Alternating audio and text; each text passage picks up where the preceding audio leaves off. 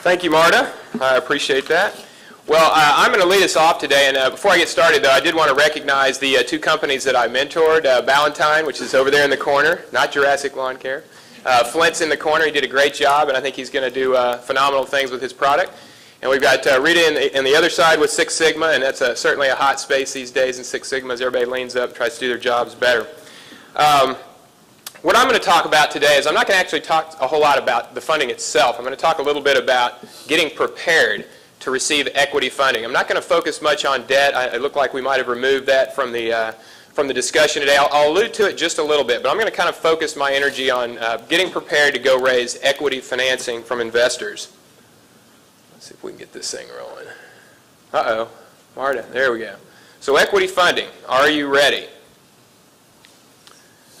This is just a summary of the things I'm going to cover today. I'll tell you a little bit more about myself and about NTEC shortly, and then we'll talk a little bit about getting ready for funding, making sure you've done some of the blocking and tackling necessary to impress investors and secure investment. Before we get started, though, everybody remember the story in the news recently about the two pilots that overflew their landing spot by about 150 miles? You know, it's amazing that something like that happens when they have access to that much technology and that much pre-planning. We had Matt referenced to aviation earlier as well.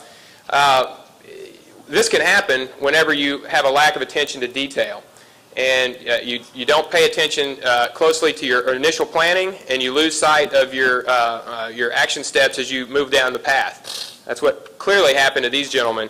And it's not a whole lot different with your business. If you don't have a clear a flight plan for the business for raising capital, you don't follow the steps along the way, you're probably going to be unsuccessful, or you'll be like these guys and end up somewhere where you don't want to end up.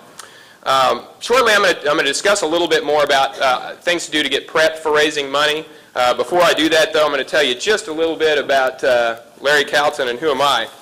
Well, most recently, I'm the founder of NTEC, Inc., which is a nonprofit business accelerator focused on identifying and mentoring growing, promising medtech and sustainable technology businesses located in Frisco, Texas. I've been working with early stage and growth-oriented owner-managed businesses in North Texas for the last 15 years. I'm also a certified public accountant with my educational backgrounds in accounting, finance, and economics. Work experience beyond working with startups is both as a banker and as a CPA, a practicing CPA. I've advised dozens of companies over the last 10 years here in this market, all early stage owner-managed businesses like yours. I've also sit on a variety of advisory boards here. I believe in giving back and try to share some of the knowledge that we've gained over time. I sit on the Southwest Venture Forum Advisory Board. I sit on the Metroplex Technology Business Council Board, the North Texas RCIC, and the Entrepreneurs Foundation of North Texas. Outside of work, I'm married for almost 20 years now to my wonderful wife, Bonnie. I have 3 kids, and when I'm not working, I'm a hockey player. And I think if I can get this thing to come up, there's me circa 1975. As if the hair doesn't give it away. I could probably use a haircut in that picture. But it's certainly a passion, and as Matt said, you got to make time for the things in life that you're passionate about, and often that goes beyond your business. It includes your family and the hobbies that you have. I'll tell you a little bit about our entity, NTEC. I'll try to keep this brief. I think we had some information in your materials about NTEC, and you can find us on our website, and I'm happy to talk to you more about NTEC after the program. But we are a nonprofit 501c3 corporation. We were founded in 2003 through a public-private partnership between the city of Frisco, Texas, and the Frisco Economic Development Corporation. Our mission was really economic development and community impact through new business creation. So it's not a unique model. It happens kind of all over the country, and we just happen to be doing it right here in North Texas. We officially launched NTEC in May of 2003 in 10,000 square feet of office space in Hall Office Park, which is right at 121 in the Dallas North Tollway.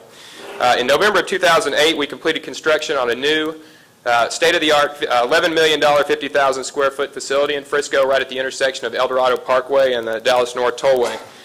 This facility is equipped with all the amenities that an early stage company needs. It was designed ground up to meet the needs of early stage companies. Our facilities come fully furnished. We have offices and labs, all fully furnished, conference rooms, work rooms, a fitness room, etc.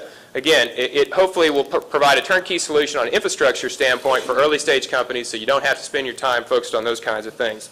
As I mentioned earlier, our portfolio company focus is on medical technologies, particularly medical devices, as well as sustainable technologies, including clean tech. However, the companies that occupy space in our facility are from all different technology industry sectors, and I encourage you to visit our website and look at our amenities and see our new facility and come out and visit us.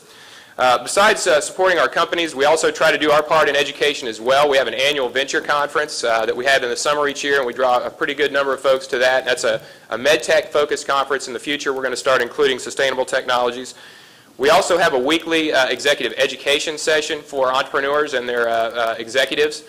Keep an eye out for that. I know Marta sends out our outreach to some of you, and hopefully you'll get it. If you don't, look us up, let us know that you're interested in attending, and we'll make sure and get that information. A couple of members of my team are here today. Hubert and Greg, I believe, are scattered throughout. They're facilitating. Very lucky to have a pretty broad team of people that are a lot smarter than I am around the table to help us get things done, so I appreciate them being here today to help out. So let's jump into it now. One of the things that we often hear at NTEC when companies come to present to us is that really all they need is money. If we can just get them introduced to an investor, they're off and running. Unfortunately, the reality is most times entrepreneurs, especially if it's their first time, are nowhere near ready to receive investment funding. And that's what I'm going to talk about today. I'm going to hit a few of the high points. I'm not going to hit them all. There's lots of important issues around getting ready to receive funding. And this usually should start probably almost 6 months before you actually get to a funding stage. But I won't cover them all, but I'll hit the highlights today. So one of the first things to talk about is you need to decide, do you really need equity funding in the first place? In this day and age when financing's tight, you need to look at your business and decide, can you grow it organically? Do you really need to take equity investment? Debt may be an option. Something to think about is your business may not be well suited to equity investment. I've heard this before, sometimes in the service sectors and the retail sectors. It's sometimes hard to find equity investors in those areas. Another consideration is if your business is not going to grow, if it can't take enough market share and the market size isn't sufficient, you may not be able to generate the kind of returns that equity investors require that are taking significant risk in your business. So you kind of have to do that analysis first to make sure, is equity really an option for me in the first place? Next, I'd encourage you to sort of look at your cash flow, the current cash flow if you're already in the market with products, and your future cash flow, and decide, can you make do, can you lean up and self-fund your operation for as long as you can.